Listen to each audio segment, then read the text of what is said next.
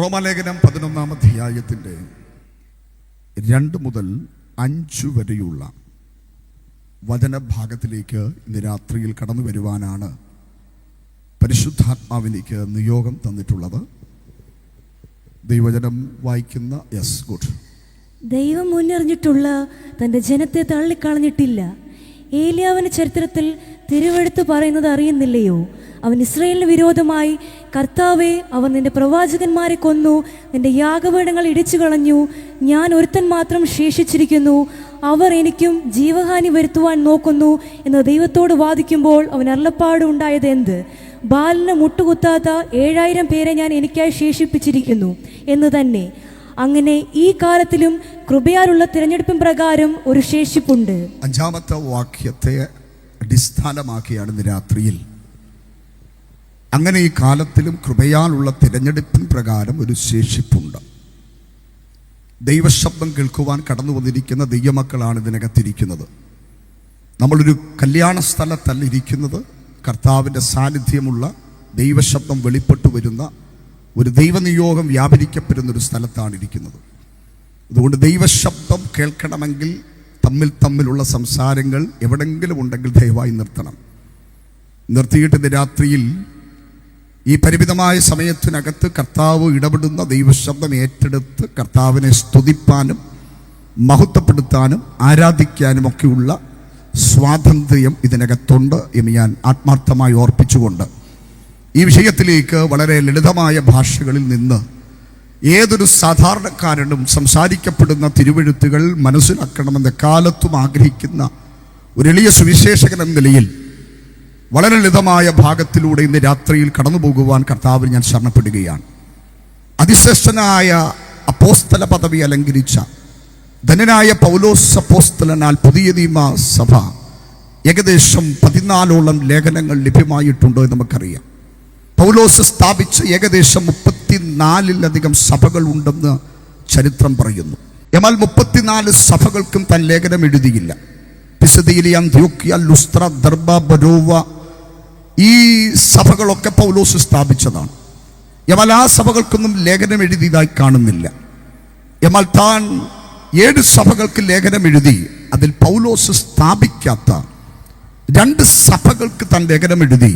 അത് റോമയിലെ സഭയും കൊലോസിയിലെ സഭയുമാണ്. ആ മനുഷ്യൻ്റെ അകത്ത് വ്യാപരിച്ച ദൈവരാജ്യത്തെക്കുറിച്ചുള്ള വെളിപ്പാടാണ് ആ നിലയിൽ തന്നെ നിയോഗിച്ചത് എന്ന് ഞാൻ മനസ്സിലാക്കുകയാണ്. പൗലോസ് ഈ ലേഖനം എഴുതുമ്പോൾ റോമ സന്ദർശിച്ചിട്ടില്ല. റോമ താൻ കാണുമെന്നും യെരുശലേമിൽ എന്നെക്കുറിച്ച് സാക്ഷീകരിച്ചതുപോലെ റോമയിൽ എന്നെക്കുറിച്ച് സാക്ഷീകരിക്കുമെന്നും കർത്താവ് പറഞ്ഞ വാഗ്ദത്തത്തെ മുറുകെ പിടിച്ച് മുന്നോട്ട് പോകാൻ ശ്രമിച്ചെങ്കിലും ഏകദേശം 3 വർഷങ്ങൾ തടസ്സങ്ങൾ ശക്തമായി തനിക്ക് നേരെ വെളിപ്പെട്ടത് ദൈവജനത്തിനകത്തുണ്ട്. എന്നാൽ താൻ റോമൻ സഭയോട് പറയുകയാണ്, ഞാൻ നിങ്ങളുടെ അടുക്കൽ കടന്നു വരേണ്ടതിന് നിങ്ങൾ എനിക്ക് വേണ്ടി പ്രാർത്ഥിക്കണം. കാരണം പെന്തക്കോസ്ത് നാളിൽ വെളിപ്പെട്ട ഉണർവിൽ ഉരുവായ സഭയാണ് റോമൻ സഭ എന്നാണ് വേദപണ്ഡിതന്മാരുടെ പൊതുവായ അഭിപ്രായം. ഒരു പ്രത്യേക വ്യക്തിയുടെ ചുമതലയില്ലാതെ വളർന്നു വന്ന ഈ സഭയെ വിശ്വാസ സത്യങ്ങളിൽ ഉറപ്പിക്കണമെന്ന് തൻ്റെ അകത്ത് വളരെ ആഴമായ ആഗ്രഹമുണ്ടായി. അതുകൊണ്ടാണ് കൊരിന്തിൽ വെച്ച് താൻ ഈ ലേഖനം എഴുതി കെയംക്രിയ സഭയുടെ ശുശ്രൂഷക്കാരിയായ ഫേബയുടെ കരങ്ങളിൽ ഇത് കൊടുത്തയച്ചു എന്ന് തിരുവെഴുത്ത് നമ്മളെ പഠിപ്പിക്കുന്നത്. ക്രൈസ്തവ വേദശാസ്ത്രത്തിൻ്റെ നട്ടെല്ലെന്ന് പറയപ്പെടുന്ന ഈ ലേഖനത്തെ ക്രിസ്തീയ വിശ്വാസത്തിൻ്റെ അടിസ്ഥാനപരമായ 3 പ്രധാന വിഷയങ്ങൾ ഈ ലേഖനത്തിൻ്റെ അകത്ത് പ്രതിപാദിക്കുന്നുണ്ട്. കർത്താവായ യേശുക്രിസ്തുവിലൂടെ ലഭിക്കുന്ന നീതീകരണവും പരിശുദ്ധാത്മാവിലൂടെ ലഭിക്കുന്ന വിശുദ്ധീകരണവും ഇത് ലഭിച്ചവർക്ക് ലഭിക്കാൻ പോകുന്ന തേജസ്കരണവും ഇതിനകത്തെ ശ്രദ്ധേയമായ പ്രമേയങ്ങളാണ്. ഞാനിത് പറയുമ്പോൾ ഈ പറയപ്പെട്ട കാര്യങ്ങളൊക്കെ ജീവിതത്തിൽ ലഭ്യമായവർ ഇതിനകത്തുണ്ടെന്ന് ഞാൻ വിശ്വസിക്കുകയാണ്. നിങ്ങൾക്ക് ലഭിക്കപ്പെട്ട ഏതു വിടുതലിനേക്കാളും സ്തോത്രം പറയാൻ വായുള്ള കാര്യങ്ങളാണ് ഈ 2-3 കാര്യങ്ങൾ. കർത്താവായ യേശുക്രിസ്തുവിലൂടെ ലഭിച്ച നീതീകരണം എനിക്ക് ലഭ്യമായെന്ന് ബോധ്യമുള്ള ദൈവമക്കൾ ദൈവത്തെ ഒന്ന് സ്തുതിക്കുന്നത് നല്ലതായിരിക്കും. പരിശുദ്ധാത്മാവിലൂടെ ഇന്നും എനിക്ക് വിശുദ്ധീകരണം തന്നുകൊണ്ടിരിക്കുന്നെന്ന് അകത്ത് ഉറപ്പുള്ള ദൈവമക്കൾ കർത്താവിനെ സ്തുതിക്കുന്നത് നല്ലതായിരിക്കും. ഇത് രണ്ടിൽ ലഭിച്ച എനിക്ക് വേഗത്തിൽ ഒരു തേജസ്കരണം ലഭിക്കാൻ പോകുന്നെന്ന് പ്രത്യാശയോടെ ഇന്ന് രാത്രിയിൽ സ്തുതിക്കാൻ പറ്റുന്നവരുണ്ടെങ്കിൽ കർത്താവിന് ഇന്ന് രാത്രി സ്തോത്രം പറയണം. രക്ഷയ്ക്ക് 3 കാലങ്ങളാണുള്ളതെന്ന് നമുക്കറിയാം. രക്ഷയ്ക്കൊരു ഭൂതകാലമുണ്ട്, രക്ഷയ്ക്കൊരു വർത്തമാനകാലമുണ്ട്, രക്ഷയ്ക്കൊരു ഭാവി കാലമുണ്ട്. അതുകൊണ്ടാണ് നമ്മൾ സാധാരണ പറയുന്നത് രക്ഷിക്കപ്പെട്ടു, അടുത്തത് രക്ഷിക്കപ്പെട്ടുകൊണ്ടിരിക്കുന്നു, രക്ഷിക്കപ്പെടും. ഈ രക്ഷയുമായി ബന്ധപ്പെട്ട് ഇവിടെ വായിക്കപ്പെട്ട വചനത്തിന്റെ വെളിപ്പാടായ ശേഷിപ്പ് എന്ന ഭാഗവുമായിട്ട് രക്ഷയ്ക്ക് വളരെ ബന്ധമുണ്ട്. ഞാനതൊന്ന് പറഞ്ഞു വരാം വേഗത്തിൽ. രക്ഷയുടെ ഒന്നാമത്തെ ഘട്ടമെന്ന് പറയുന്നത് അത് നീതീകരണമാണ്. പാപിയായ മനുഷ്യനെ ശിക്ഷയിൽ നിന്ന് വിടുവിച്ച് നീതിമാനായി പ്രഖ്യാപിക്കുന്നതാണ് കർത്താവായ യേശുക്രിസ്തുവിലൂടെ ലഭിക്കുന്ന നീതീകരണമെന്ന രക്ഷയുടെ ഒന്നാമത്തെ ഘട്ടം. അതാണ് രക്ഷിക്കപ്പെട്ടു എന്ന് പറയുന്നത്. രക്ഷയുടെ രണ്ടാമത്തെ ഘട്ടമാണ് വിശുദ്ധീകരണം. വക്രതയും കോട്ടവുമുള്ള തലമുറയിൽ നിന്ന് സ്വർഗം നമ്മളെ വേർപെടുത്തി അനുദിനം വിശുദ്ധീകരണമെന്ന് അനുഗ്രഹിക്കപ്പെട്ട പ്രോസസ്സിലൂടെ പരിശുദ്ധാത്മാവ് നമ്മളെ കൊണ്ടുപോകുന്ന രണ്ടാമത്തെ രക്ഷയുടെ രണ്ടാം ഘട്ടം. അതാണ് രക്ഷിക്കപ്പെട്ടുകൊണ്ട് ഇരിക്കുന്നു എന്ന് പറയുന്നത്. രക്ഷയുടെ 3-ാം ഘട്ടമുണ്ട്. രക്ഷയുടെ 3-ാം ഘട്ടമാണ് ലഭിക്കപ്പെടാൻ പോകുന്ന തേജസ്കരണം എന്ന് പറയുന്നത്. അവിടെ മാത്രമേ രക്ഷ പൂർത്തീകരണത്തിലെത്തുകയുള്ളൂ എന്നത് നിങ്ങൾ തിരിച്ചറിയുക. ഞാൻ ചില വാക്യങ്ങളൊന്ന് പറഞ്ഞ് മുൻപോട്ട് പോകാം. 2 തിമോഥെയോസ് ലേഖനം 2-ാം അധ്യായം 10-ാമത്തെ വാക്യം ശ്രദ്ധേയമാ. അതുകൊണ്ട് ക്രിസ്തേശുവിലുള്ള രക്ഷ നിത്യ തേജസ്സോടുകൂടെ വൃതന്മാർക്ക് കിട്ടേണ്ടതിന് ഞാൻ അവർക്കായി സകലവും സഹിക്കുന്നു. വാക്യങ്ങൾ ശ്രദ്ധിക്കണമേ. ക്രിസ്തേശുവിലുള്ള രക്ഷ നിത്യ തേജസ്സോട് കൂടെ വൃതന്മാർക്ക് ലഭിക്കേണ്ടതിന് എന്ന് പറഞ്ഞാൽ രക്ഷ നീതീകരണത്തിൽ തീരുന്നില്ല, രക്ഷ വിശുദ്ധീകരണത്തിൽ തീരുന്നില്ല. രക്ഷയുടെ പൂർത്തീകരണം എന്ന് പറയുന്നത് തേജസ്കരണമാണ്. രക്ഷിക്കപ്പെട്ടോ എന്ന് ചോദിച്ച് ആമേൻ സന്തോഷിക്കാൻ കഴിയത്തില്ല. രക്ഷിക്കപ്പെടണം. അതുകൊണ്ടാണ് യേശു കർത്താവ് പറഞ്ഞത്, എന്നാൽ അവസാനത്തോളം സഹിച്ചു നിൽക്കുന്നവൻ രക്ഷിക്കപ്പെടും. കണ്ടോ, ആ ടെൻസ് കണ്ടോ? രക്ഷിക്കപ്പെട്ടു, പെട്ടുകൊണ്ടിരിക്കുന്നു, പെടും. എന്താ രക്ഷിക്കപ്പെടുമെന്ന് പറഞ്ഞത്? അവൻ തേജസ്കരണത്തിലേക്ക് നമ്മളെ നയിക്കുന്ന അനുഭവമാ. ഇന്ന് രാത്രിയിൽ ഒരു കാര്യം ഞാൻ ആത്മാവിൽ പറയാം. പൈശാചിക ശക്തികൾ അതിശക്തമായ രീതിയിൽ രക്ഷയുടെ 1-ാം ഘട്ടത്തിനെതിരെ പോരാടും, രക്ഷയുടെ 2-ാം ഘട്ടത്തിനെതിരെ പോരാടും. ഇത് രണ്ടും പ്രാപിച്ചവരുടെ രക്ഷയുടെ 3-ാം ഘട്ടത്തിനെതിരെ അതിശക്തമായി പോരാടുന്ന മേഖലകൾ ഇന്ന് രാത്രിയിൽ ഉണ്ടെന്ന് വിശ്വസിക്കുക. ഈ യോഗം ഈ പബ്ലിക് സ്ഥലത്തു വെച്ച് മൈക്കൊക്കെ വെച്ച് കെട്ടിയിരിക്കുന്നത് എന്തിനു വേണ്ടി കൂടെയാണെന്ന് ചോദിച്ചാൽ, രക്ഷയുടെ 1-ാം ഘട്ടമായ നീതീകരണത്തിലേക്ക്, പാപത്തിന്റെ ശിക്ഷയിൽ നിന്ന് മോചനം തരാൻ കഴിയാത്ത കർമാചാരങ്ങളുടെ ആചാര അനുഷ്ഠാനങ്ങളുടെ മടിവിൽ കാൽവറി ക്രൂശിൽ നമുക്ക് വേണ്ടി ചൊരിയപ്പെട്ട യേശു ക്രിസ്തുവിന്റെ രക്തത്താൽ നീതിമാനായവൻ പ്രഖ്യാപിക്കുന്ന ആ പ്രഖ്യാപനത്തിലേക്ക് ഈ കൺവെൻഷന്റെ 4-ാം രാത്രിയിൽ ചിലരെ കർത്താവ് അടുപ്പിക്കുമെന്ന് ഞാൻ പൂർണ്ണമായി വിശ്വസിക്കുന്നു. റാന്നിന്റെ ഹൃദയഭാഗത്ത് ഈ സുവിശേഷ യോഗം നടക്കുന്നേ. പക്ഷെ ഞാൻ പരിശുദ്ധാത്മാവിൽ അഭിഷക്തന്മാരുടെ ദൂത് പറയാം. ദൈവനോട് പറയുന്നൊരു വെളിപ്പാട് ഞാൻ പറയാം. കർമ്മേൽ പർവ്വതത്തിന്റെ മുകളിലായി ഏലിയാവ് മുഴങ്കാൽ മടക്കി പ്രാർത്ഥിക്കുന്നത് സത്യം. പക്ഷെ മഴ പെയ്തത് ഇസ്രായേൽ മുഴുവനുമാണ്. എന്നോട് കർത്താവ് പറയുന്ന ആലോചന ഞാൻ പറയുന്നു. ഈ യോഗം കഴിയുമ്പോൾ പരിശുദ്ധാത്മ പറയുകയാണ്, സഭകളിൽ ചില ആത്മാക്കളെ ലഭിക്കത്തക്ക രീതിയിൽ, സഭകളിൽ ചില ആത്മാക്കളെ ലഭിക്കത്തക്ക രീതിയിൽ ഇനി എന്റെ സഭയിൽ ആത്മാക്കൾ വരത്തില്ല. ഉള്ളവരെ വെച്ചൊപ്പിച്ചു പോകുക. സ്വർഗം പറയുന്നു, അല്ല, കർത്താവ് ആത്മാക്കളെ കെട്ടഴിച്ചുകൊണ്ട് സഭയ്ക്കകത്തേക്ക് കയറ്റുമെന്ന് ഞാൻ പറഞ്ഞാൽ എത്ര അഭിഷക്തന്മാർ എന്റെ കൂടെ ആത്മാവിലൊന്ന് സ്തോത്രം പറയും. ഞാനിരിക്കുന്ന 3 വർഷം കഴിയുമ്പോൾ ഉള്ളവരെ ഒപ്പിച്ചുകൊണ്ട് അടുത്ത സെന്റ് ഓഫ് മേടിച്ച് പോകുന്ന തലങ്ങളല്ല. ആ 3 വർഷം കൊണ്ട് എനിക്ക് ചിലരെ കർത്താവിന് വേണ്ടി ആ സഭയിൽ കൊണ്ടുവരണമെന്ന് ആഗ്രഹിച്ചുകൊണ്ട് ആത്മഭാരത്തോടെ പ്രാർത്ഥിക്കുന്നതിൽ അഭിഷക്തന്മാരുണ്ട്. ഒരു ഭോഷനെ പോലെ ഈ ദൂത് ഏറ്റെടുത്തോ, സ്വർഗം അത് ചെയ്യും. എടാ പിശാച്, നീ എത്ര രക്ഷയുടെ 1-ാം ഘട്ടത്തെ തടഞ്ഞാലും വിടിവിക്കപ്പെടാൻ അവൻ വിടിവിക്കപ്പെടും. അല്ലെ പിന്നെ ഞങ്ങളൊക്കെ യേശുവിനെ പ്രസംഗിക്കുമോ? ഒരു ഹൈന്ദവ നായർ കുടുംബത്തിൽ 50 വർഷങ്ങൾക്ക് മുമ്പ് ജനിച്ചു വളർത്തപ്പെട്ട എന്റെ പിതാവ് യേശുവിനെ അറിയുമോ? പാസ്റ്റർ പോൾ കൃഷ്ണകുമാർ ഒരു ദൈവദാസനായി തീരുമോ? ഒരിക്കലുമില്ല.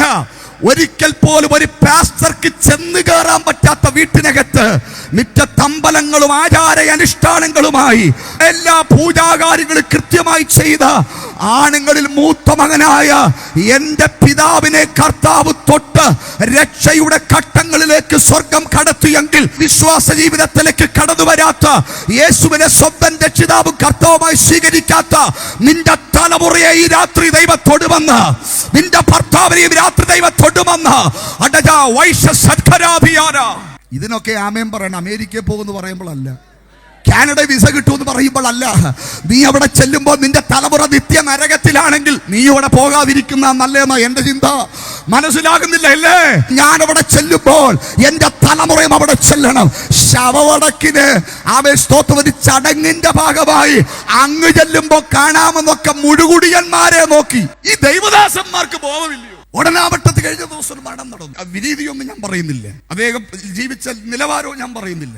ഞാൻ ഒരു വാക്ക് അവരെ ആശ്വസിപ്പിക്കുന്ന, അല്ലെങ്കിൽ അവിടുത്തെ ബാക്കിയുള്ളവരൊക്കെ വിശ്വാസത്തിലാണ്, അച്ഛൻ വിശ്വാസത്തിലല്ല. വാക്ക് പറഞ്ഞറിഞ്ഞപ്പോൾ പുറകെ വേറൊരു സീനിയർ ദൈവദാസൻ കടന്നു എന്ന് പറയാം, അവിടെ വെച്ച് കാണാമെന്ന്. എനിക്ക് ചോദിക്കാണോ ഉണ്ടായിരുന്നു, എവിടെ വെച്ച് കാണാമെന്നാണ്. രക്തത്താൽ ജയമെടുക്കുക എന്തോ പറയാം. അവിടെ വെച്ച് കാണാമെന്ന് കർത്താവ് അദ്ദേഹത്തിന് ഒരുക്കിയ സ്ഥലത്ത് പോയെന്നങ്ങ് പറഞ്ഞാൽ മതി. അവിടെ വെച്ച് എങ്ങനെ കാണുന്നേ? ഇവിടെ മൂക്കുമുട്ട കുടിച്ച് 4 കാലം നടന്നിട്ട് അവിടെ വെച്ച് കാണാമെന്നോ? രക്തത്താൽ ജയമെടുക്കുക.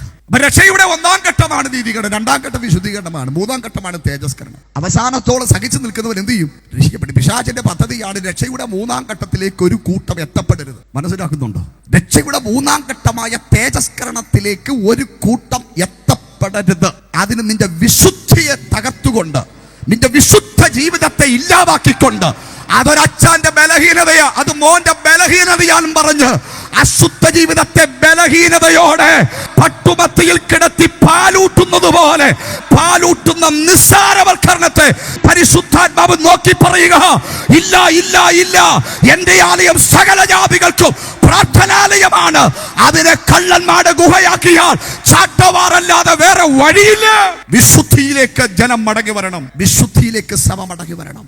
തേജസ്കരണം എന്ന അനുഗ്രഹിക്കപ്പെട്ട രക്ഷയുടെ 3-ാമത്തെ ആ ഘട്ടം നമ്മുടെ ജീവിതത്തിൽ പ്രത്യാശയോടെ സ്വീകരിക്കുവാൻ പ്രാർത്ഥനയോടെ ഇരിക്കുന്ന ദൈവമക്കളാണ് നമ്മൾ ഓരോരുത്തരും. ദിവ്യ തേജസ്സിനായി വിളിക്കപ്പെട്ടവരെ, ദൈവഹിതം എന്തെന്നിപ്പോൾ, ദൈവഹിതം എന്താണെന്ന് തിരിച്ചറിയേണ്ടത് എന്തിനു വേണ്ടിയാണെന്ന് ചോദിച്ചാൽ, ദിവ്യ തേജസ്സിനായി വിളിക്കപ്പെട്ടൊരു വെളിപ്പാട് നമ്മുടെ അകത്തുള്ളത് കൊണ്ടാണ്. എന്താണ് ഞാൻ ഈ വിഷയം ഇങ്ങനെ കൊണ്ടുപോയത്? ശേഷിപ്പ് എന്ന് പറഞ്ഞ വിഷയവുമായി ഇതിനുള്ള ബന്ധം എന്താണ്? റോമാലേഖനം 9-ാം അധ്യായം 27-ാമത്തെ വാക്യത്തിൽ പരിശുദ്ധാത്മാവ് ഇങ്ങനെ പറയുന്നു, യെശയ്യാവോ ഇസ്രായേലിനെ കുറിച്ച്, ഇസ്രായേൽ മക്കളുടെ എണ്ണം കടൽക്കരയിലെ മണൽ പോലെയായിരുന്നാലും ശേഷിപ്പത്രേ രക്ഷിക്കപ്പെടൂ. ഉണ്ടോ?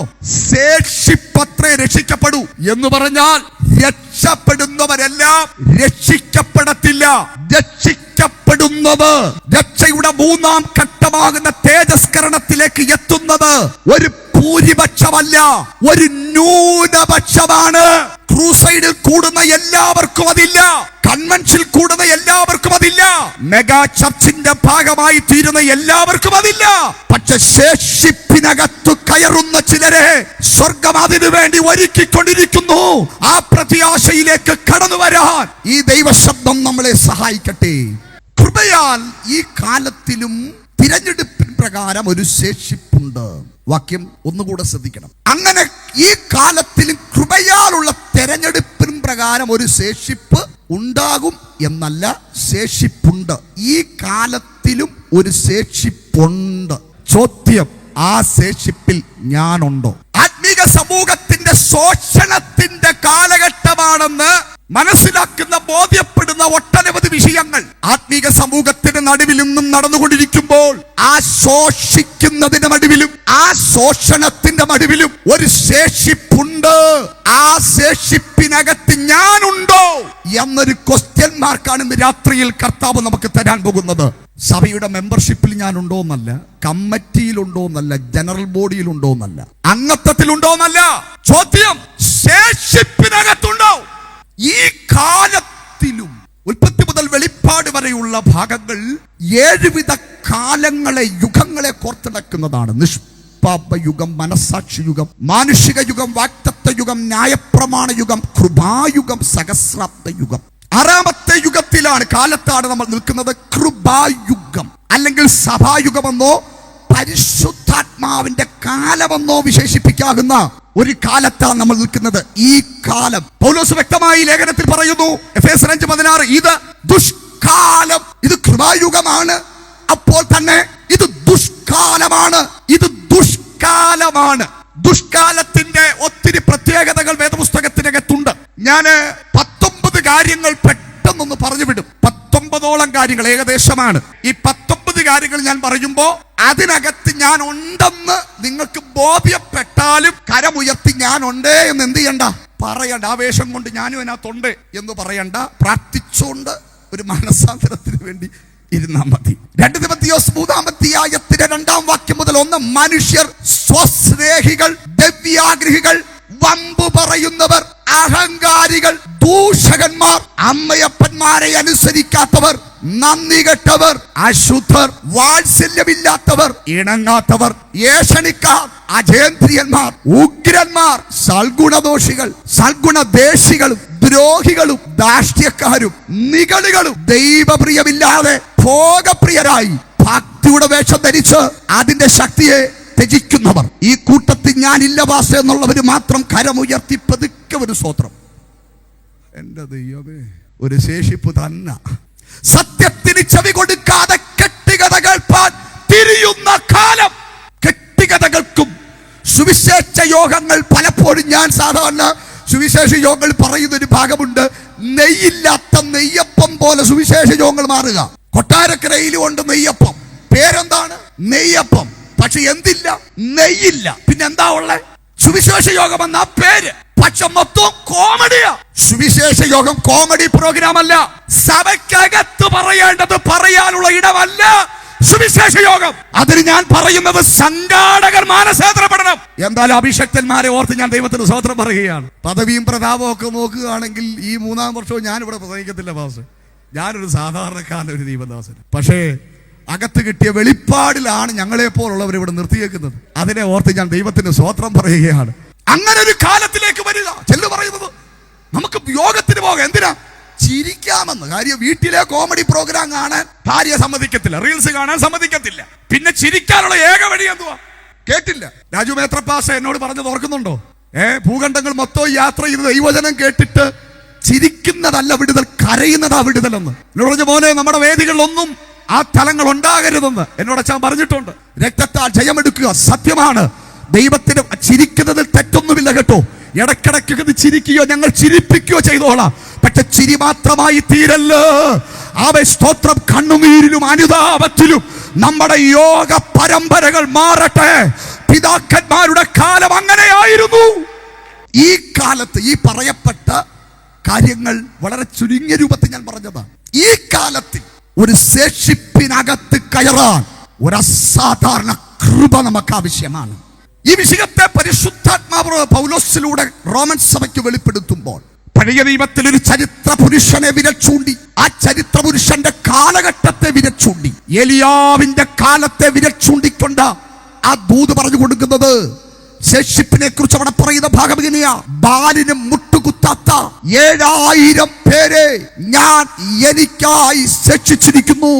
യാക്കോബെന്ന ഒരു വ്യക്തിയിൽ തുടങ്ങി ഏകദേശം 95-ാമത്തെ വയസ്സിൽ ഒരു രാത്രി മുഴുവനും ദൈവസന്നിധിയിൽ പ്രാർത്ഥനയിൽ പോരാടി പ്രാർത്ഥന നിരതരായ ആ മനുഷ്യന്റെ മേൽ സ്വർഗം പകർന്നവർ അനുഗ്രഹമാണ്. ഒരു വ്യക്തിയെ നോക്കി ഒരു രാഷ്ട്രത്തിന്റെ പേര് ദൈവം വെളിപ്പെടുത്തി. അതാണ് ഇസ്രായേൽ. ഒരു വ്യക്തിയിൽ നിന്ന് 12 ഗോത്രങ്ങളായി ഇസ്രായേൽ എന്ന വലിയ സമൂഹമായി മാറി നിൽക്കുന്നു. ആ സമൂഹത്തിലേക്ക് നോക്കി സർവശക്തനായ ദൈവം ഒരു കണക്കെടുപ്പ് നടത്തി. ആ കണക്കെടുപ്പ് ഇപ്രകാരമായിരുന്നു. ഇന്നും ഒത്തിരി കണക്കെടുപ്പുകൾ നമ്മുടെ രാജ്യങ്ങളിലുണ്ട്. ജനസംഖ്യയുടെ കണക്കെടുപ്പുകളുണ്ട്, സമ്പന്നതയുടെ കണക്കെടുപ്പുകളുണ്ട്, വിദ്യാസമ്പന്നതയുടെ കണക്കെടുപ്പുകളുണ്ട്, രോഗത്തിന്റെ കണക്കെടുപ്പുകളുണ്ട്. ഒത്തിരി മേഖലയെ കണക്കെടുപ്പുകൾ നമ്മുടെ രാജ്യങ്ങളും ദേശങ്ങളും ഉണ്ട്. ദൈവം അവിടെ കണക്കെടുത്തത്, ആ കണക്കെടുപ്പിനകത്ത് സ്വർഗത്തിന്റെ ദൃഷ്ടിയിൽപ്പെട്ടത് ഒരു ശേഷിപ്പായിരുന്നു. നിങ്ങൾ ശ്രദ്ധിക്കുന്നുണ്ടല്ലോ, ഒരു സമൂഹത്തെ, ഒരു വലിയ സമൂഹത്തെ നോക്കിയിട്ട് തമ്പുരാൻ പറയുകയാണ്, ഇതിനകത്ത് ഒരു ശേഷിപ്പുണ്ട്. വിരലിലെണ്ണാവുന്ന 7000 പേർ. ശ്രദ്ധിക്കുക, ഒരു ഡിസ്ട്രിക്റ്റിന്റെയോ പഞ്ചായത്തിന്റെയോ മുനിസിപ്പാലിറ്റിയുടെയോ കണക്കെടുപ്പല്ല. ഒരു രാജ്യത്തെ നോക്കിക്കൊണ്ട് ദൈവം കണക്കെടുക്കുകയാണ്. ഇന്ന് രാത്രി നമ്മൾ കണക്കെടുക്കുന്നത് പോലെയല്ല തമ്പുരാൻ കണക്കെടുക്കുന്നത്. ദൈവത്തിന്റെ കണക്കെടുപ്പിനകത്ത് വിജയിക്കണമെങ്കിൽ, ആ ശേഷിപ്പിനകത്ത് കയറണമെങ്കിൽ കോംപ്രമൈസ് പറ്റത്തില്ല. ബാലിന് മുട്ടുകുത്താത്ത ദൈവം വലിയ പ്രതീക്ഷയോടെ നിയോഗിച്ച രാജാവായ ആഹാബിന് പോലും ആ ബാലിന്റെ മുമ്പിൽ മുട്ടുകുത്തേണ്ടി വന്നു. ബാലിന്റെ മുമ്പിൽ മുട്ടുകുത്തിയ രാജാക്കന്മാരുടെ കാലഘട്ടത്തിൽ മുട്ടുകുത്താത്ത സകലത്തെയും മുട്ടുകുത്തിക്കുന്ന ആ പൈശാചികമായ സ്വാധീനത്തിന്റെ കാലഘട്ടത്തിൽ യാഗപീഠം തകർത്ത് പ്രവാചകന്മാരെ വാൾ കൊണ്ട് കൊന്ന് ആഡംബര ജീവിതം നയിക്കുന്ന ജീവിതത്തിന്റെ ഉടമകളായി ആഹാബും ഇസബേലും മാറിയത് എന്തുകൊണ്ടെന്നറിയാമോ? കണ്ണിൽ മഷി എഴുതി, തലചീകി മിനുക്കി കിളിവാതിലൂടെ വശീകരണ മനോഭാവത്തോടെ നോക്കത്തക്ക രീതിയിൽ അവരിൽ വ്യാപരിക്കപ്പെട്ടത് എന്താണെന്ന് ചോദിച്ചാൽ ആ ബാലെന്ന് പറയുന്ന ശക്തിയുടെ സ്വാധീനമാണ്. എന്നാൽ ആ സ്വാധീനത്തിനകത്ത് മുട്ടുകുത്താതെ നിന്ന ഒരു കൂട്ടരെയാണ് ശേഷിപ്പെന്ന് പരിശുദ്ധാത്മ പറയുന്നത്. ഇതിനകത്ത് വന്നിരിക്കുമ്പോൾ ലോകത്തിന്റെ ശക്തി, ജഡത്തിന്റെ ശക്തി, പൈശാചികമായ വ്യത്യസ്ത സ്വാധീനങ്ങൾ വ്യത്യസ്ത രൂപത്തിലും ഭാവത്തിലും കാലഘട്ടം മാറുന്നതിനനുസരിച്ച് മാറി നമ്മളെ വശീകരിക്കുമ്പോൾ അതിന്റെ മുമ്പിൽ മുട്ടുകുത്താതെ ലഭിക്കപ്പെട്ട പ്രമാണത്തിനകത്ത് ഭൂമിയുടെ ഏതറ്റത്തോളം എത്തിയാലും, ഏത് സംസ്കാരത്തിലെത്തിയാലും അവൻ അതിനകത്ത് നിൽക്കുവാൻ കൃപയുള്ളവരുടെ പേരാണ് ശേഷിപ്പ്. എല്ലാത്തിനും ആമേൻ പറഞ്ഞ്, എല്ലാത്തിനും ഓക്കെ പറഞ്ഞ്, എല്ലാത്തിനും നോ പ്രോബ്ലം പറഞ്ഞ് പോകുന്നതല്ല ശേഷിപ്പ്. 2-3 വർഷം മാറി മാറി വരുന്ന ദൈവദാസന്മാർ ചിലയിടങ്ങളിൽ നിസ്സഹായരാണ്. ഞങ്ങൾ ചിലയിടങ്ങളിൽ കണ്ണടച്ചേ പറ്റൂ. ഇന്ന് രാവിലെ ഒരു ദൈവദാസനോട് പറഞ്ഞത്, പാസ്റ്റർ എനിക്ക് അദ്ദേഹത്തെ ചർച്ചിൽ നിന്ന് പറഞ്ഞു വിടണമെന്നും കത്രിമേശ കൊടുക്കല്ലെന്നും എനിക്ക് ആഗ്രഹമുണ്ട്. പക്ഷെ കൊടുക്കാതിരുന്നാൽ അദ്ദേഹം കുറച്ചു പേരെയും കൊണ്ടങ്ങ് പോയാൽ എൻ്റെ അടുത്ത ട്രാൻസ്ഫറിനെ ബാധിക്കും. സത്യമാണ്. അതുകൊണ്ട് ഞാനങ്ങ് കണ്ണടക്കുക. ഇന്ന് രാത്രി ഞാനൊരു സത്യം വിളിച്ചു പറയട്ടെ. ആമേൻ. കത്രുമേശ നിങ്ങളുടെ അടുക്കൽ കടന്നു വരുമ്പോൾ അതിനെ വിലക്കാൻ ഞങ്ങൾക്ക് പ്രമാണമില്ല. എങ്ങനെ നടത്തി എന്നതിന്റെ അടിസ്ഥാനത്തിലല്ല. ചില പറയാം, ഓ ആ ദൈവദാസന്റെ കത്രുമേശ എന്നാ സ്റ്റൈല. എങ്ങനെ നടത്തിയ മേലല്ല, എങ്ങനെ എടുത്തതുള്ളവാ. എന്നോട് ക്ഷമിക്കണം. ചില സഭകൾ എല്ലാ ഞായറാഴ്ച എന്തുണ്ട്, തെറ്റൊന്നുമല്ല, കൂടി വരുമ്പോഴൊക്കെ ചെയ്യണം. പക്ഷെ ആലയെ കിടക്കുന്ന പൂച്ചയ്ക്ക് ആലയിലെ തീ എന്തില്ല. ഇത് സ്ഥിരം വരുന്നത് കൊണ്ട് ഉച്ചയ്ക്ക് പോയി ആഹാരം കഴിക്കുന്നതിന് മുമ്പിട്ടുള്ള ഒരു ഇടവേള ആഹാരം എന്ന നിലയില. പണ്ടൊരു അമ്മച്ചി പറഞ്ഞ പോലെ, പാസ് കൈയൊന്നെടുത്തേ, ഞാൻ ഇച്ചിരി കൂടുതലൊന്ന് കഴിക്കട്ടെന്ന്. അങ്ങനെ ഇച്ചിരി കൂടുതൽ കഴിച്ചാൽ രക്ഷപ്പെടാൻ പറ്റുന്ന വഴിയൊന്നുമല്ല കേട്ടോ. തിരിച്ചറിയുന്നവർക്കായി ഞാൻ സ്തോത്രം പറയുകയാണ്. അപ്പൊ ശേഷിപ്പെന്ന് പറഞ്ഞാൽ അതൊരു ന്യൂനപക്ഷമാണ് എന്ന ഒരു യാഥാർത്ഥ്യം നമ്മുടെ ഉള്ളിൽ ഉണ്ടാകണം. സ്തോത്രം പറയുന്നവരും സ്തോത്ര കാഴ്ച ഇട്ടവരും എല്ലാം ശേഷിപ്പിനകത്തില്ല. അതൊരു ന്യൂനപക്ഷമാണ്. ഉൽപ്പത്തി പുസ്തകം മുതൽ ശേഷിപ്പെന്ന ഭാഗത്തെ വിരൽ ചൂണ്ടി ഒട്ടനവധി കാര്യങ്ങൾ പറഞ്ഞു പോകണമെന്ന് എൻ്റെ ഉള്ളിൽ ആഗ്രഹമുണ്ട്. സമയപരിധിക്കകത്ത് നിന്ന് ചില കാര്യങ്ങൾ പറഞ്ഞാൽ മുൻപോട്ട് പോകാം. ഉൽപ്പത്തി പുസ്തകത്തിൽ പഴയ നിയമത്തിൽ നിന്നൊരു ഭാഗവും സുവിശേഷങ്ങളിൽ നിന്നൊരു ഭാഗവും ചരിത്ര പുസ്തകമാകുന്ന അപ്പോസ്തല പ്രവൃത്തി എന്നൊരു ഭാഗവും പറഞ്ഞ് പരിമിതമായ സമയത്തിനുള്ളിൽ പ്രാർത്ഥിക്കേണ്ടത് ആവശ്യമാണ്. ഉൽപ്പത്തി പുസ്തകത്തിനകത്ത് പ്രളയാനന്തര ഭൂമിയിൽ നമുക്കൊരു ശേഷിപ്പിനെ കാണാം. ഉൽപ്പത്തി 8:18. അങ്ങനെ നോഹയും അവന്റെ പുത്രന്മാരും ഭാര്യയും പുത്രന്മാരുടെ ഭാര്യമാരും പുറത്തിറങ്ങി. ഭാഗമറിയാം. ശേഷിപ്പ് അല്പജനം എന്ന് വെച്ചാൽ 8 പേർ.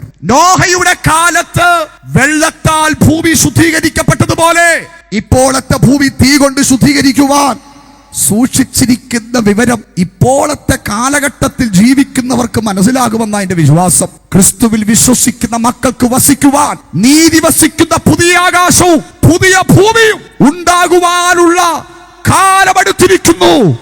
ഇതെല്ലാം അഗ്നിക്ക് ഇരയാകുവാനുള്ള നാടുകൾ അടുത്തിരിക്കുന്നെന്ന് ഇന്ന് കൺമുമ്പിൽ നടന്നുകൊണ്ടിരിക്കുന്ന യുദ്ധങ്ങൾ വിളിച്ചറിയിക്കുമ്പോൾ സുരക്ഷിത സ്ഥലമെന്ന് ചിന്തിച്ച ഗൾഫ് രാജ്യങ്ങൾ, അൽബർഷ എന്ന സ്ഥലത്ത് എന്റെ ബ്രദർ കുടുംബമായി താമസിക്കുന്നത്, അവൻ പറഞ്ഞ അച്ചാച്ചാ ജീവിതത്തിൽ വീഡിയോയിൽ കൂടെ അല്ലാതെ മിസൈല് കണ്ടിട്ടില്ല. ഇപ്പൊ ഉച്ചയുടെ മേളിൽ കൂടെ എന്ത് ചെയ്യുന്നേ, മിസൈല് പോകുന്നത് കാണുന്നത്. സ്തോത്രം. കഴിഞ്ഞ ദിവസം സൗദിയിൽ ഒരു സഹോദരി വിളിച്ചു, പാസ്റ്റർ ഇന്നലെ രാത്രി ഉറങ്ങിയിട്ടില്ല, മൊബൈലിൽ ഇങ്ങനെ അലാറം അടിച്ചുകൊണ്ടിരിക്കുകയാ, നോക്കുമ്പോൾ തീഗോളങ്ങൾ ഇങ്ങനെ പോകുന്നത് ഞങ്ങൾ കാണുകയാ. ഇന്ന് രാത്രിയിൽ ഒരു വാക്ക് പ്രാർത്ഥിക്കാൻ നിയോഗമുണ്ട്. നമ്മുടെ ഭർത്താക്കന്മാർ, സഹോദരിമാർ, കുഞ്ഞുങ്ങൾ, രക്തബന്ധങ്ങൾ പലരും അവ ഗൾഫ് രാജ്യങ്ങളിൽ പാർക്കുകയാണ്. എനിക്കറിയുന്ന രാത്രിയിൽ എന്നോട് കർത്താവ് ഒരു വാക്ക് പ്രാർത്ഥിക്കാൻ ശക്തമായി നിയോഗിക്കുന്നു. ഞാൻ ഏത് കൺവെൻഷനായാലും നിയോഗത്തിന് വില കൊടുക്കുന്ന ആള്. ഇന്ന് രാത്രിയിൽ കരങ്ങളൊന്ന് ഉയർത്തി പ്രാർത്ഥിക്കുക. എത്ര വലിയ മിസൈലുകൾ വന്നാലും അവൻ ദൈവം തന്റെ ജനത്തെ സംരക്ഷിക്കുന്ന ഒരു ഡിവൈൻ പ്രൊട്ടക്ഷൻ ഇന്ന് രാത്രി സ്വർഗം ഇടുന്നെന്ന് ഞാൻ ആത്മാവിൽ വിശ്വസിച്ച് അത് പ്രഖ്യാപിക്കുകയാണ്. പ്രളയാനന്തര ഭൂമിയിൽ ഒരു ശേഷിപ്പ്. മനുഷ്യന്റെ വഷളത്വവും അതിക്രമവും അസാധാരണമായി നിറഞ്ഞൊരു കാലഘട്ടം. നോഹയുടെ കാലം പോലെ മനുഷ്യപുത്രന്റെ കാലവും വരും. താൻ ഉണ്ടാക്കിയ മനുഷ്യനെ കണ്ടവന്റെ പ്രവൃത്തി കണ്ട് സർവശക്തനായ ദൈവം ഹൃദയത്തിനകത്ത് തന്നെ കുറിച്ച് ദുഃഖമായെന്ന്. എന്തുകൊണ്ടാണ് ദൈവം ഉണ്ടാക്കിയ മനുഷ്യനെ കുറിച്ച് ദൈവം ദുഃഖിച്ചത്? ദുഃഖിക്കാനുള്ള കാര്യം എന്താണ്? ഒത്തിരി കാര്യങ്ങൾ പറഞ്ഞു വിടുവാനുണ്ട്. ഒരു പ്രധാനപ്പെട്ട കാര്യമാണ് ഉൽപ്പത്തി 6-ാം അധ്യായത്തിന്റെ 1-2 വാക്യങ്ങൾ വായിക്കുമ്പോൾ കാണുന്നത്. ദൈവത്തിന്റെ സിസ്റ്റത്തെ അവർ തെറ്റിച്ചു, ദൈവത്തിന്റെ സിസ്റ്റത്തെ അവർ തിരിച്ചു. എന്താ ദൈവത്തിന്റെ സിസ്റ്റം എന്ന് പറയുന്നത്? അവൻ ഉൽപ്പത്തി 2-ാം അധ്യായം 18-ാം വാക്യം വിവാഹ ജീവിതവും കുടുംബജീവിതവും ഒക്കെ ബന്ധമുള്ള വാക്യമാണെങ്കിലും അവ ഇത്തരണത്തിൽ അതൊരു ദൂതിന് വേണ്ടി ഞാൻ എടുക്കുക. അവൻ അവിടെ പറയുന്നു, മനുഷ്യൻ ഏകനായിരിക്കുന്നല്ല, ഞാൻ അവന് തക്കതായൊരു തുണയെ ഉണ്ടാക്കി കൊടുക്കും. ഇതാ ദൈവത്തിന്റെ സിസ്റ്റം. പക്ഷെ 6-ന്റെ 1-2 വാക്യങ്ങൾ നിങ്ങൾ കണ്ടോ? ദൈവത്തിന്റെ പുത്രിമാർ മനുഷ്യരുടെ പുത്രിമാരെ സൗന്ദര്യമുള്ളവരെന്ന് കണ്ടിട്ട് തങ്ങൾക്ക് ബോധിച്ച ഏവരെയും ഭാര്യമാരായി എടുത്തു. ഞാൻ തക്കതായൊരു തുണയെ ഉണ്ടാക്കി കൊടുക്കുമെന്നുള്ള ദൈവത്തിന്റെ സിസ്റ്റത്തെ മനുഷ്യൻ പുല്ലുവില കൽപ്പിച്ചു. കണ്ടോ? അവർ തങ്ങൾക്ക് ബോധിച്ചവരെ ഭാര്യമാരായി എടുത്തു. കുഞ്ഞ്, ദൈവത്തെ മാറ്റി നിർത്തി എന്ത് ചെയ്താലും അത് ദൈവത്തിന്റെ സിസ്റ്റത്തിനെതിരാണ്. ബാംഗ്ലൂരിൽ കഴിഞ്ഞ ദിവസം ഒരു സഹോദരിയോട് പറഞ്ഞത്, പാസ്റ്റേ, സൂപ്പർ മാർക്കറ്റിൽ പോകുമ്പോൾ എന്റെ കുഞ്ഞിന് ഡ്രസ്സ് മേടിച്ചു കൊടുക്കുമ്പോൾ ഞാൻ കർത്താവിനോട് ചോദിക്കും, ഇത് മേടിക്കാമോ എന്ന്. അപ്പൊ എനിക്ക് മനസ്സിലായി, ദൈവഗതം അന്വേഷിക്കുന്ന നിസ്സാര കാര്യത്തിന് നമ്മളൊക്കെ പൈസ കൊണ്ട് പിള്ളാരെ പലയിടത്തും വിട്ട് 4 വർഷം കൊണ്ട് പഠിച്ചു തീരേണ്ട മോൻ 8 വർഷം കൊണ്ട് തീരാതെ വരുമ്പോൾ, 8 വർഷം കൊണ്ടും പഠിച്ചു തീരേണ്ട മോള് 12 വർഷവും തീരാതെ വരുമ്പോൾ, നമ്മൾ പോരാട്ടത്തിന്റെ പേര് പറഞ്ഞ് സകല പ്രാർത്ഥനാക്കാരെയും വിളിച്ച് അവ ശുശ്രൂഷ കഴിഞ്ഞ് വിശ്രമിക്കാൻ വേണ്ടി രാത്രി ഉറങ്ങിക്കിടക്കുന്ന ഞങ്ങളെപ്പോഴും ഉദ്ദേശിമാരെ രാത്രി വിളിച്ചുണർത്തി പാസൊന്ന് ശാസിക്ക്, പഠിക്ക്, അഴിക്ക്, തകർക്കെന്നൊന്നും പറഞ്ഞ എൻ്റെ അമ്മാമെ അഴിയത്തില്ല. കുഴിച്ചെന്ന് വീഴുമ്പോഴല്ല നീ ദൈവത്തോട് ചോദിക്കണ്ടേ. അനുഗ്രഹിക്കപ്പെട്ട സ്ഥാപനങ്ങൾ, ദൈവകൃപയിൽ നടത്തപ്പെട്ട സ്ഥാപനങ്ങൾ ഉള്ളതുകൊണ്ട് ഞാൻ ദൈവത്തിന് സ്തോത്രം പറയുകയാണ്. മിക്ക സ്ഥാപനങ്ങളും തലമുറകളെ ആകർഷിക്കത്തക്ക രീതിയിൽ ആ സ്ഥാപനത്തിനകത്ത് രഹസ്യ അജണ്ടകളുണ്ട്. അവിടെ വരുന്ന കുഞ്ഞുങ്ങളെ ആകർഷിക്കണം. അവർ കോളേജ് വിട്ട് പോകരുത്. അകത്തുകൂടെ പല പരിപാടികളുമുണ്ട്. ഇത് പബ്ലിക് മീറ്റിംഗ് ആയതുകൊണ്ട് ലൈവ് ഒക്കെ പോകുന്നത് കൊണ്ട് ഞാൻ അങ്ങനെ പറഞ്ഞു വിടുകയാ. അവൾ 100 കണക്കിന് അനുഭവങ്ങളുണ്ട്. അതിന്റെ നടുവിൽ 100% വിജയം ലഭിച്ച കോളേജ് അല്ല നിന്റെ വിഷയം. തലമുറ ദൈവകൃപയിൽ നിൽക്കാൻ ആരാധന അന്തരീക്ഷമുള്ള ഇടങ്ങളിലേക്ക് കുഞ്ഞുങ്ങളെ അയക്കട്ടെ. കുടുംബജീവിതത്തിനകത്ത്, സഭയ്ക്കകത്ത് സിസ്റ്റം തെറ്റിക്കരുത്. സിസ്റ്റം തെറ്റിക്കരുത്. കുടുംബജീവിതത്തിനകത്ത് ഭർത്താവ് ഭാര്യയായി മാറിയാൽ സിസ്റ്റം തെറ്റും. സഭയ്ക്കകത്ത് കമ്മിറ്റിക്കാർ പാസ്റ്റർ കളിച്ചാൽ സിസ്റ്റം തെറ്റും. മനസ്സിലാകുന്നുണ്ടോ? തമ്പുരാൻ ഓരോ തലങ്ങളിലും വെച്ചിരിക്കുന്ന സിസ്റ്റമുണ്ട്. ആ സിസ്റ്റത്തെ തകർത്താൽ അത് ദൈവത്തിന്റെ ഹൃദയത്തിന് ദുഃഖമാകും. അങ്ങനെ ദുഃഖിച്ചാൽ നാശമാണ് അനന്തരഫലം. എന്നാൽ ഒരു തലമുറ നശിക്കപ്പെടുമ്പോൾ ആ ദൈവീക ന്യായവിധിയിൽ നിന്നൊരു ശേഷിപ്പിനെ ദൈവം വേർതിരിക്കാനുള്ള അവസരം കൊടുത്തു. നീതിപ്രസംഗിയായ നോഹയിലൂടെ അതിന്റെ മെസ്സേജാണ് വർഷങ്ങൾ നടന്നത്. പക്ഷെ ജനത്തിലേക്ക് അത് കയറിയിൽ അവർ ഏറ്റെടുത്തില്ല. ഇന്ന് രാത്രിയിൽ തിരിച്ചറിയുന്ന ദൈവമക്കളെ, ഈ ദൈവശബ്ദങ്ങളൊക്കെ വെളിപ്പെടുന്നത് എന്തിനാണെന്നറിയാമോ? അവർ പലതും അവസാനിപ്പിച്ച് ഒരു ശേഷിപ്പിലേക്ക് കയറി വരാനുള്ള അവസാനത്തെ ആഹ്വാനമാകാം ഇന്ന് രാത്രിയിൽ. അങ്ങനെ കയറിയാൽ ശേഷിപ്പിനെ സൂക്ഷിക്കുന്ന ഒരു ദൈവമുണ്ട്. അടുത്തിരിക്കുന്ന ആളെ നോക്കി ഒന്ന് പറ, മാമേ, ശേഷിപ്പിനെ സൂക്ഷിക്കുന്നൊരു ദൈവമുണ്ട്. അച്ഛാ, ശേഷിപ്പിനെ സൂക്ഷിക്കുന്ന ഒരു 40 ദിവസം മഴ, 150 ദിവസം വെള്ളം പൊങ്ങി, 1 വർഷവും 17 ദിവസവും ഉണക്ക് പിടിക്കുവാൻ കഴിയാത്ത വിധത്തിൽ പ്രളയത്തിന്റെ അനുഭവങ്ങൾ ആ ഭൂമിയിൽ നിറഞ്ഞു നിൽക്കുമ്പോൾ കണ്ടോ ഒരു ശേഷിപ്പിനെ ദൈവം സൂക്ഷിക്കുന്നത്. 7-ാം മാസം 17-ാം തീയതിയിൽ പെട്ടകം അരരത്ത് പർവ്വതത്തിൽ ഉറച്ചു. കണ്ട എത്ര കൃത്യമായ ഡേറ്റുകളൊക്കെ, ഞാൻ അവിടെ നിൽക്കുന്നില്ല. ശേഷിപ്പിനെ ദൈവം സൂക്ഷിച്ചു. പ്രളയാനന്തര ഭൂമിയിൽ ശേഷിപ്പിനെ ദൈവം പുറത്തിറങ്ങിയ ശേഷിപ്പ് ആദ്യം ചെയ്തത് ഒരു മുന്തിരിത്തോട്ടം ഉണ്ടാക്കുകയല്ല. ആദ്യം ചെയ്തത് ഒരു യാഗപീഠം പണിത് ദൈവത്തെ ആരാധിച്ചു. ശേഷിപ്പിന്റെ പ്രത്യേകതയാണ്, അവർക്ക് വലുത് മുന്തിരിത്തോട്ടമല്ല, അവർക്ക് വലുത് കർത്താവാണ്, അവർക്ക് വലുത് ആരാധനയാണ്. കഴിക്കുന്നേയും കുടിക്കുന്നേയും കാര്യങ്ങളെക്കാൾ അപ്പുറമായി അവർ ചിന്തിച്ചത് യഹോവയ്ക്കൊരു യാഗപീഠം പണിയണം. അങ്ങനെ യാഗപീഠം പണിതപ്പോൾ യാഗത്തുനിന്ന് പുറപ്പെട്ട് ഉയരത്തിലേക്ക് പോയ സൗരഭ്യവാസന ദൈവം മണത്തുന്ന എൻ്റെ ഒരു ഭാവന ഞാൻ പറയട്ടെ. ഏകദേശം 1 വർഷത്തോളം വെള്ളം നിറഞ്ഞു നിന്ന, അല്ലെങ്കിൽ വെള്ളത്തിന്റെ അന്തരീക്ഷത്താൽ നിന്ന് അതിനകത്ത് ഒരുപാട് മനുഷ്യൻ മരിച്ചു പോയിട്ടുണ്ട്. അതിനകത്ത് ഒരുപാട് ജന്തുജാലങ്ങൾ അവസാനിച്ചിട്ടുണ്ട്.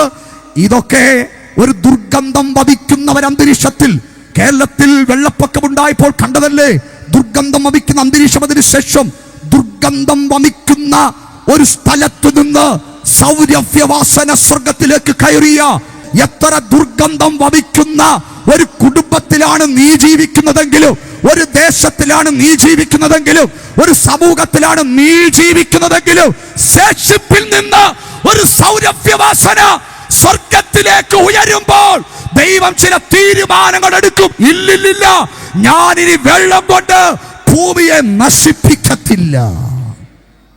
സുവിശേഷത്തിൽ ശേഷിപ്പുമായി ബന്ധപ്പെടുന്ന 2ാമത്തെ ഭാഗം, യോഹന്നാന്റെ സുവിശേഷം 6-ാം അധ്യായം എടുക്കണ്ട, നോക്കണ്ട, ശ്രദ്ധിച്ചാൽ മതി. നശിച്ചു പോകുന്ന ആഹാരത്തിന് വേണ്ടിയല്ല, നിത്യജീവന് വേണ്ടി നിൽക്കുന്ന ഒരു ശേഷിപ്പ്. 6-ാം അധ്യായത്തിന്റെ ആദ്യവാക്യങ്ങൾ വായിക്കുമ്പോൾ വലിയ ഒരു പുരുഷാരം യേശുവിന്റെ അടുക്കൽ കൂടി വരികയാണ്. അവസാനം ഒരു ശേഷിപ്പായി 12 പേര്. ആ ശേഷിപ്പ് അങ്ങനായി തീരാനുള്ള കാരണമൊക്കെ നമുക്കറിയാം. കർത്താവ് കൊടുത്തുകൊണ്ടിരുന്ന അപ്പം കൊടുക്കുന്നത് നിർത്തി. ഒറ്റ വാക്കിൽ പറഞ്ഞാൽ യേശു അപ്പക്കട പൂട്ടി. അപ്പക്കട കർത്താവ് പൂട്ടിയിട്ട് നിത്യജീവന്റെ വെളിപ്പാട് കർത്താവ് തുറന്നു. അപ്പോ കൂടി വന്നവർക്ക് ഇഷ്ടപ്പെട്ടില്ലെന്ന്. സ്തോത്രം. അങ്ങനെ ഇഷ്ടപ്പെടാതെ വന്നപ്പോൾ പൊഴിഞ്ഞു പോയി. അവസാന പന്തിരിവരായി ശേഷിച്ചപ്പോൾ യേശു അവരെ നോക്കി പറഞ്ഞു, ഒരു ന്യൂനപക്ഷത്തെ നോക്കിയാ ഞാൻ ശുശ്രൂഷിക്കുന്നത്, അതുകൊണ്ട് നിങ്ങൾക്കും വേണമെങ്കിൽ എന്നെ വിട്ടു പോകാം. അപ്പക്കട പൂട്ടിയിരിക്കുന്നു. അവര് പറഞ്ഞു, അപ്പക്കട പൂട്ടിയാലും അപ്പം തരാതിരുന്നാലും പ്രാർത്ഥനയ്ക്ക് മറുപടി തരാതിരുന്നാലും, സ്തോത്രം, അത്ഭുതങ്ങൾ എൻ്റെ ജീവിതത്തിൽ നടക്കാതിരുന്നാലും, വിസയുടെ വാതിൽ തുറക്കാതിരുന്നാലും, അഡ്മിഷന്റെ വാതിൽ തുറക്കാതിരുന്നാലും, എന്തൊക്കെ തരാതിരുന്നാലും നിത്യജീവമൊഴികൾ നിന്നിലുണ്ടു പരനേ, നിത്യജീവമൊഴികൾ നിന്നിലുണ്ടു. ഓ നീയല്ലോ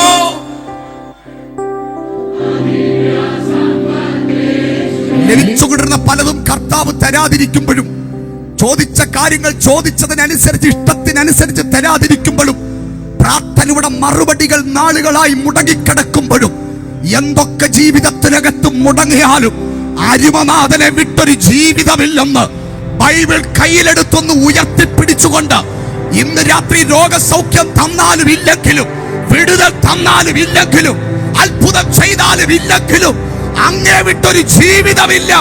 അപ്പത്തിന് വേണ്ടി ഇറങ്ങിയവനല്ല ഞാൻ, നിത്യജീവന് വേണ്ടി ഇറങ്ങിയവൻ. 6 അടി മണ്ണുകൊണ്ട് അവസാനിക്കുന്ന ഒരു ജീവിതത്തിന് ഉടമയല്ല സ്നേഹിത നിങ്ങൾ. 6 അടി മണ്ണിനെ കുറിച്ച് മാത്രം ജീവിക്കുന്ന ഒരു ജീവിതമാകരുത് നിങ്ങൾ. സ്വർഗം പറയുന്നതിനപ്പുറം ഒരു ജീവിതമുണ്ട്. അവിടേക്ക് നിങ്ങൾ എത്തിക്കുന്ന നാമമാണ് ഇവിടെ ഉയരുന്നത്. മരണം, മരണാനന്തരം ഒരു ജീവിതമുണ്ടെന്ന് വേദപുസ്തകം മാത്രമല്ല മറ്റിതര പുസ്തകങ്ങളും വെളിപ്പെടുത്തുന്നെങ്കിലും, മരണത്തിന് ശേഷമുള്ള ജീവിതത്തെ അതിന്റെ തനിമയോടെ ആധികാരികതയിൽ വെളിപ്പെടുത്തി തന്ന ഒരുവൻ മാത്രമേ ഉള്ളൂ. അതിന്ന് രാത്രി ഞാൻ ഉയർത്തുന്ന യേശു കർത്താവാണ്. ആ പ്രത്യാശ ഉള്ള വയ്യമക്കൾ കരങ്ങളും അടിച്ച് ഭാഗ്യനാട്ടിൽ പോകും ഞാൻ, എന്റെ ഭാഗ്യനാട്ടിൽ പോകും ഞാൻ, ഭാഗ്യനാട്ടിൽ പോകും ഞാൻ, എന്റെ ഭാഗ്യനാട്ടിൽ പോകും ഞാൻ, ഭാഗ്യനാട്ടിൽ ചെന്നു ശുദ്ധരും ഞാൻ യേശുവേ വാഴ്ത്തിടുമേ. ഭാഗ്യനാട്ടിൽ ചെന്നു ശുദ്ധരോടു ഞാൻ യേശുവേ വാഴ്ത്തിടുമേ. ശേഷിപ്പിനകത്ത് പെടുന്നത് ആരാന്നറിയോ? കർത്താവിന് വേണ്ടി നിൽക്കുവാൻ സമർപ്പിക്കപ്പെടുന്ന ഒരു കൂട്ടമാണ് ശേഷിപ്പിനകത്ത് ഉൾപ്പെടുന്നത്. വിശദീകരണം കൂടാതെ ആ ഭാഗം മാറ്റി 3-ാമത്തെ ഭാഗത്തിലേക്ക് വരികയാണ്. അപ്പോസ്തല പ്രവർത്തികളുടെ പുസ്തകത്തിനകത്ത് ഒരു ശേഷിപ്പിനെ കാണാം. 2-ാം അധ്യായം 1-ാം വാക്യം. പെന്തക്കോസ്ത് നാൾ വന്നപ്പോൾ എല്ലാവരും ഒരു സ്ഥലത്ത് ഒന്നിച്ചു കൂടിയിരുന്നു. 1-ാം അധ്യായം 6-ാമത്തെ വാക്യത്തിലും അവർ ഒരുമിച്ച് കൂടിയിരുന്നു. അന്ന് അവർ ഒരുമിച്ച് കൂടിയപ്പോൾ അവരുടെ തലയ്ക്കകത്ത് മൊത്തവും സിംഹാസനമായിരുന്നു. അവിടെ തലയ്ക്കകത്ത് മൊത്തവും കസേരയായിരുന്നു. അവിടെ തലയ്ക്കകത്ത് മൊത്തവും ഈ ഭൂഭരണത്തെക്കുറിച്ചുള്ള ചിന്താ മനോഭാവങ്ങളായിരുന്നു.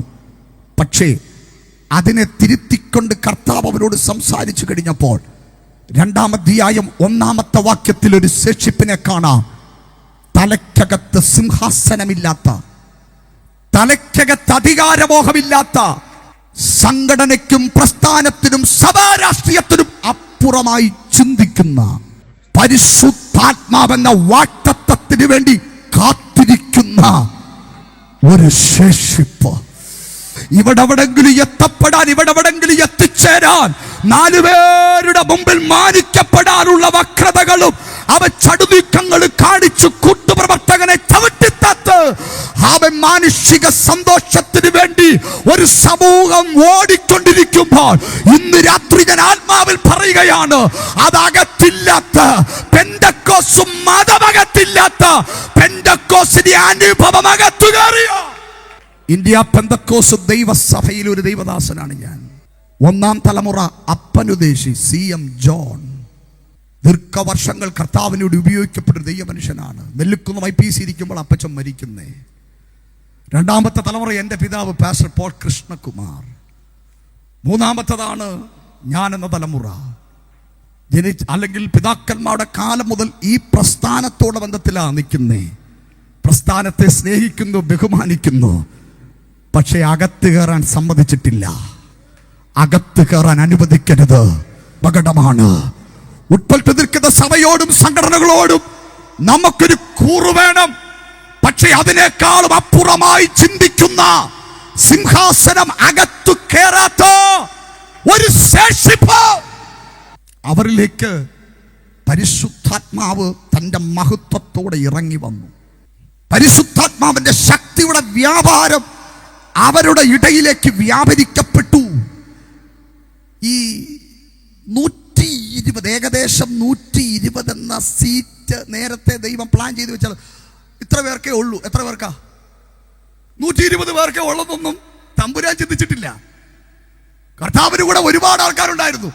പക്ഷേ ആ മീറ്റിംഗിൽ എത്ര പേരെ വന്നുള്ളൂ? അല്ലെങ്കിലും അങ്ങനാണല്ലോ. സ്തോത്രം പറഞ്ഞാട്ടെ. സ്തോത്രം. ലിമിറ്റഡ് ആയിട്ടുള്ള ഏകദേശം 120 പേര് അവർ പ്രാർത്ഥിച്ചു. അവരുടെ മേൽ ആത്മപകർച്ച നടന്നു. ആ ശേഷിപ്പിലൂടെ എന്താണ് സംഭവിച്ചതെന്ന് പറഞ്ഞ് പ്രാർത്ഥനയിലേക്ക് നീങ്ങാൻ പോവുകയാണ്. യേശു അവരിലൂടെ തൻ്റെ പ്രവൃത്തി തുടർന്നു.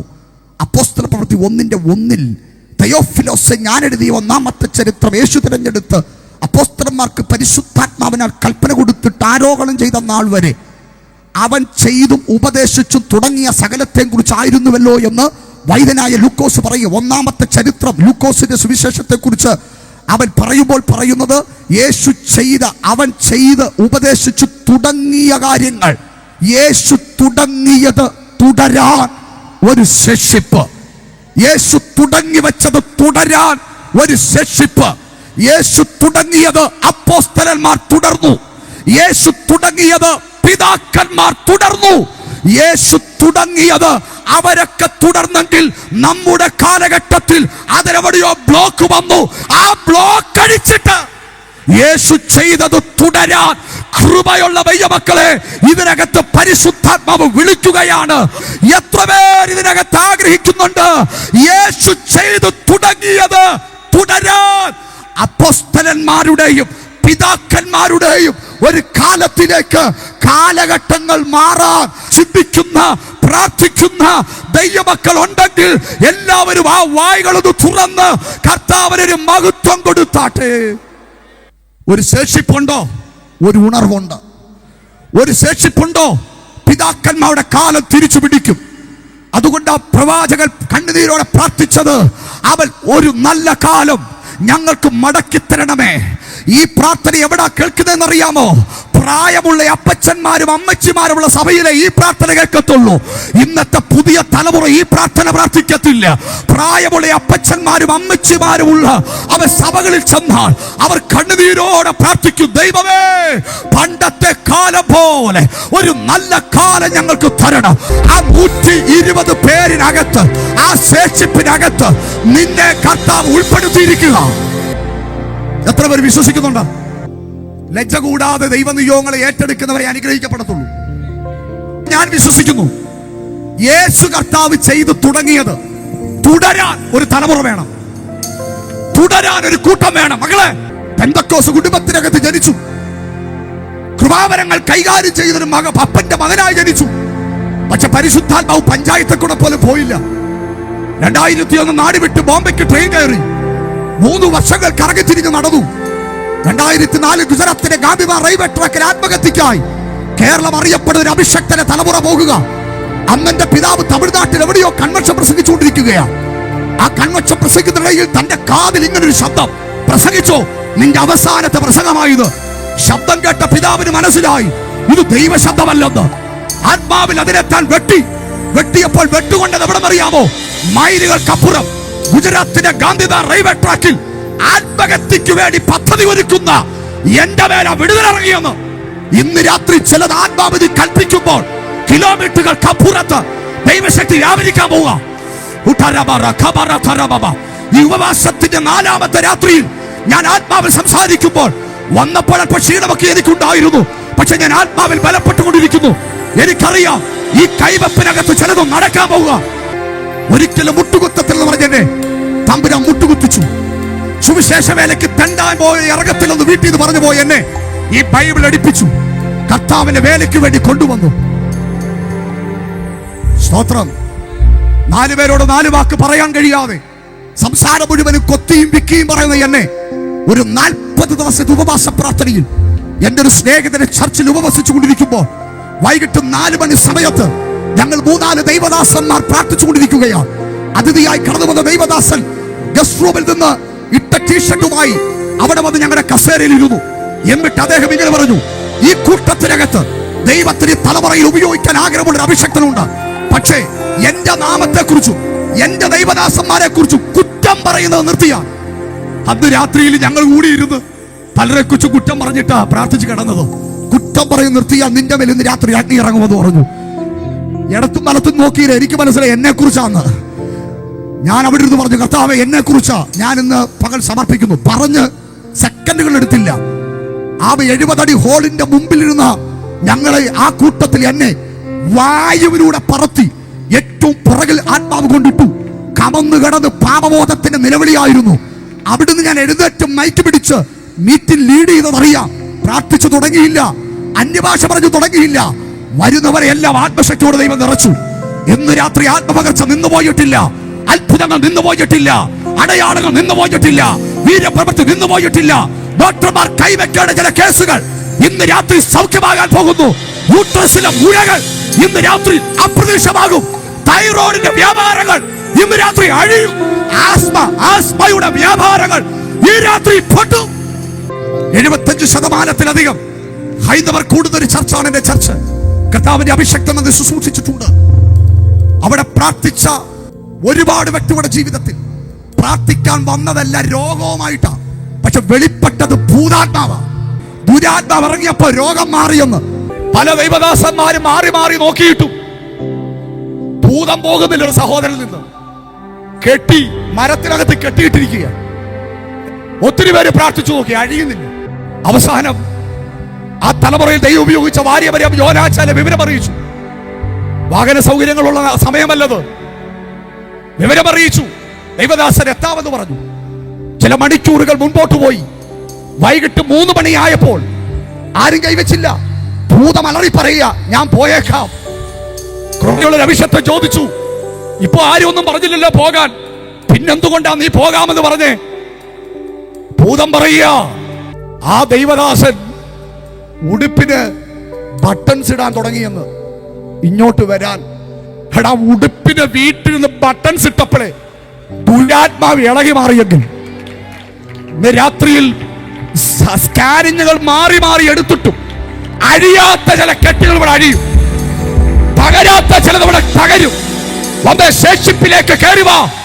ഒരു 120 പേരെ ദൈവത്തിന് വേണം. അവരിലൂടെ ഒരു പുതിയ യുഗം ഇവിടെ പിറക്കാൻ പോകുകയാണ്.